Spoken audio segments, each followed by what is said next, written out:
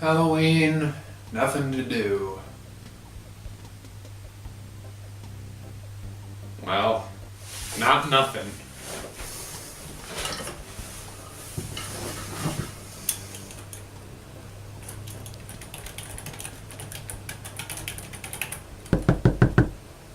The hell? Trick or treat! Kyle, did you just trick or treat into my video? It was either this or Ricky's demonic ritual. Anyway, what are you doing this Halloween? I am hiding from trick-or-treaters because I'm too lazy to give out candy. Speaking of which, what are you doing here? I was in the area and I decided to pay you a visit. So where's the candy? Unless, of course, you want me to, give your house a makeover. There's a Target pretty close by, actually. I'm sure you could get some candy there. Shoot. I spent all my money on the plane ticket. But hey, while I'm here, can I be in your video? Well, considering I pestered you to get into MJS, I'd say it's only fair. Oh shit! Get inside, quickly!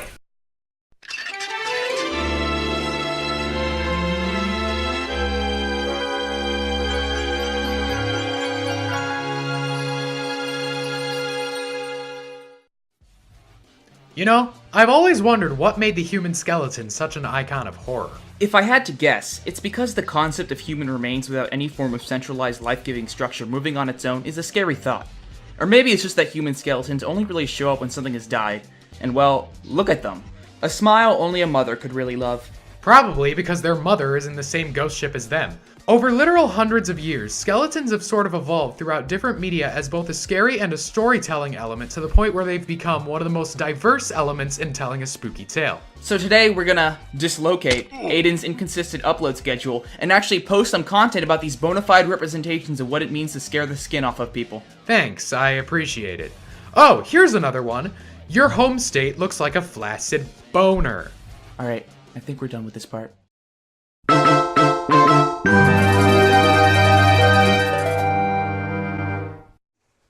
The most fascinating things about skeletons when they're used for horror is that they're one of the most realistic elements that you can choose from.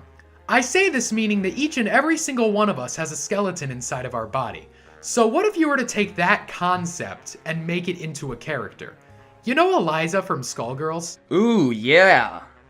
Oh, no. Eliza's body is merely a facade that houses a parasite in the form of the skeleton Sekhmet. Sekhmet controls blood cells that make up what we see as Eliza, but in reality, she can manipulate those cells to make all sorts of things. She can give herself blood-red wings, snake arms, and pretty much anything you can think of that falls into the category of either ancient Egypt and/or genocide. It's a pretty cool concept, even if it's kind of fucking atrocious looking. But if you get over the fact that she's a disgusting abomination of coagulated blood, the ancient Egyptian motif looks a lot more appealing than your other option for a gross liquidated monster. It gets really interesting when she leaves her body as some sketchy tomb shrine thing and fights like a savage beast in her skeletal form, and she gains infinite super armor at the gradual cost of your super meter. I find Sekhmet to be a very admirable character due to her creative design and fighting style. Admired from far away though, at least a few hundred meters away. Also because without her, we wouldn't be able to pick a full-on skeleton from a game called Skullgirls, so, thanks for that.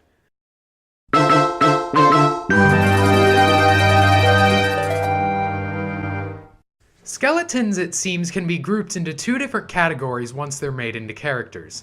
Either they're one single entity, or they're part of an entire species. One of the most famous examples of the latter half is the Stalfos from the Zelda series. Ever since the original Legend of Zelda on the NES, Stalfos have been a staple in the Zelda series, appearing in almost every game since. Not only are there different types of Stalfos, but their appearance and fighting style varies from game to game. Well, that's partially true. Though their methods do vary, pretty much every iteration of the Stalfos is made to test the player's patience in one way or another. Generally, 2D Zelda games depict Stalfos as weaker enemies that can be killed pretty easily, and they're quite aware of that, as they do a lot of dodging and jumping around. By the 3D games, they've gone a lot better at fighting, and are held in much higher regard as enemies. They have swords and shields on them, and usually fights with them are more often than not who left themselves open first. These Stalfos are much harder to fight than their 2D counterparts. The best treatment that Stalfos have gotten, however, has to be in Twilight Princess, since the boss of the Arbiter's Grounds is a Stalfos named Stalord. and it's one of the best goddamn bosses in the game. Why can't Link have a Beyblade in every Zelda game? Stalfos are the very definition of, if you don't love me at my worst, you don't deserve me at my best. They either nope out of or completely take control of a situation the player is in, depending on where that situation takes place. Regardless, they're pretty bone-chilling enemies. God, why did it have to be skeletons?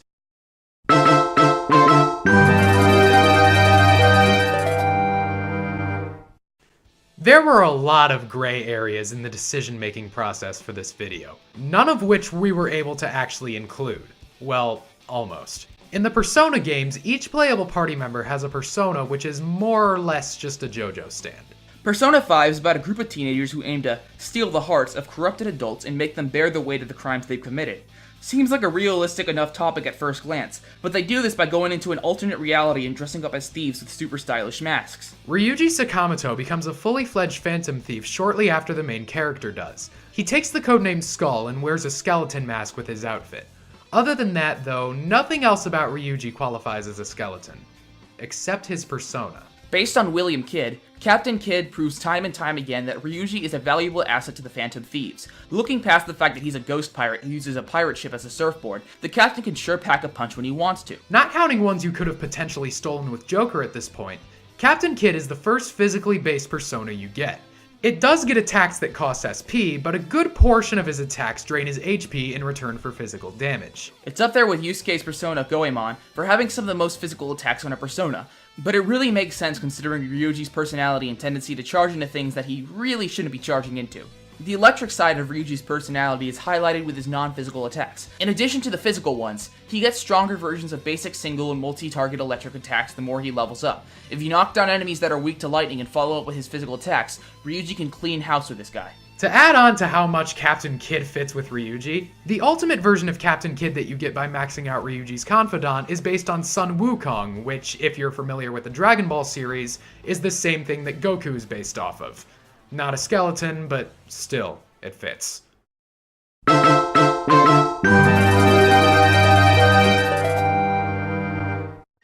Picking a skeleton representative from the Mario franchise seemed like an easy enough task at first, but it became more apparent that that wouldn't be the case over time. I mean, you have Dry Bones, right?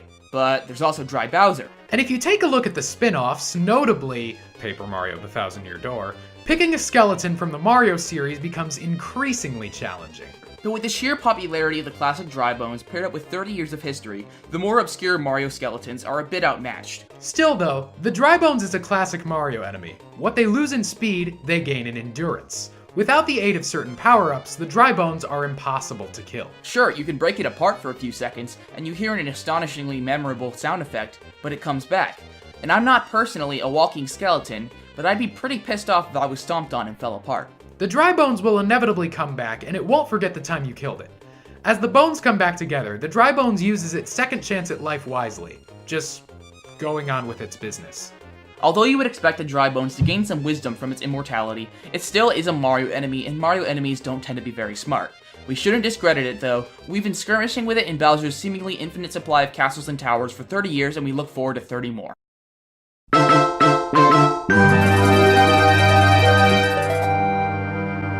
Skeletons bring us a lot of things. We get the foundation of our bodies from them. They provide us protection and the ability to move. All for some calcium. We associate them with death, but in reality, we should associate them with life, because we can't really live without them. No one understood this better than the young developer, Toby Fox. He wanted us to see skeletons in a whole new light, as people we care for and people who tell us shitty jokes. And no other skeleton embodies what it truly means to be a skeleton than Sans Undertale.